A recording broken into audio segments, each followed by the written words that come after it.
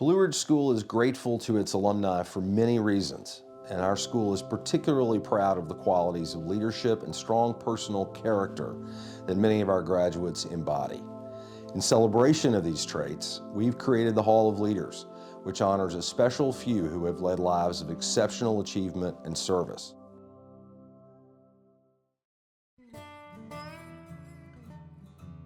What I loved about Blue Ridge is the friends I made there, and that's the guys that are sitting in the auditorium. I hope one day, if they don't already realize it, that friendship is the thing. They'll be friends for life. Let's just put it that way. Enough about them. Let's talk about me. No. I didn't want to be at Blue Ridge the first, summer. Now I love the place like I built it. You know what I mean?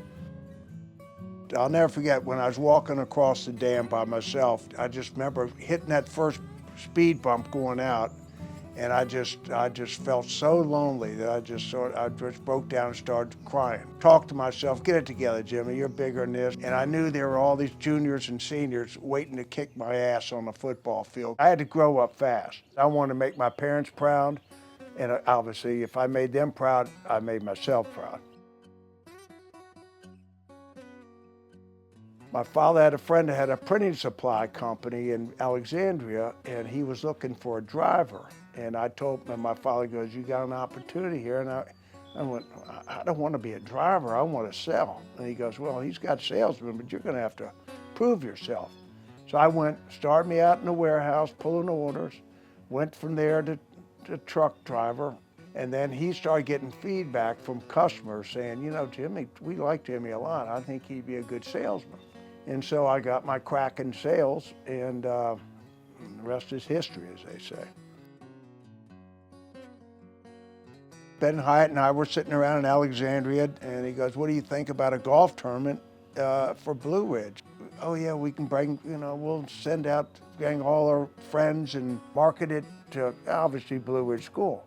They liked the idea, the leadership, the administration. And then so it slowly took off till we were sitting at either my condo or Ben's house, writing out hand, and getting lists from alumni, graduating phone numbers, calling people up. I mean, it was really a grassroots from the beginning to the end. That's how it took. That's how it started. And back then, I didn't have any problem with guilt tripping people. Every one of them did it without hesitation. Look around you. Those are friends for life. Like I said, my friend Clyde Garrett, 5th grade year to here I am at soon to be 73. He'll be here for this presentation.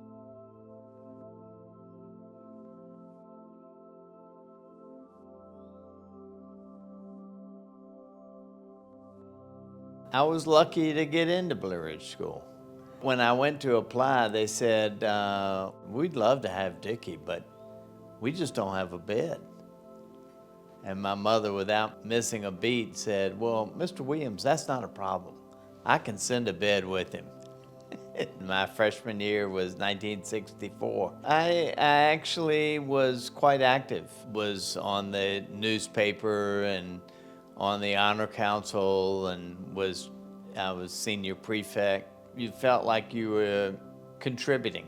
When I was at Blue Ridge, everything was, you didn't have a spare moment. It wasn't until I got to Hampton-Sydney that I had all this spare time, and I fell into the trap that I think a lot of freshmen do. So I was invited to not return after my freshman year, and that was during the Vietnam War. I was drafted. I went to the draft board and told them that I was gonna go to another college, and they said, okay, we won't draft you.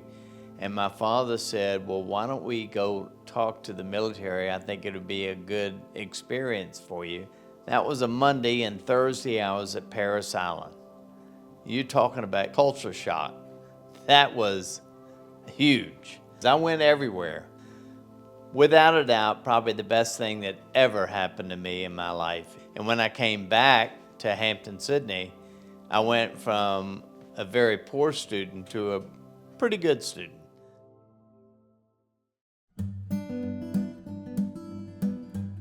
I was hired by Merrill Lynch, and they said, we want you to go to Winter Haven. And I didn't know a soul. And they were all movers and shakers in the little town. And I would set up an appointment and said, I'd like to have breakfast or lunch with you. I joined the Chamber of Commerce. You meet people wherever you can. People meet you, they like you, and people want to do business with people they like. The school was in transition. They were struggling. The board was divided. There was a lot of animosity back and forth. I really looked at that period of time of being chair as bringing the school and the board back together, and I think that we did come together, and the board really was in a healing place, and the school thrived. Tripp really did an outstanding job. The board really came behind and supported him. So I felt good about what had happened under my leadership of the board.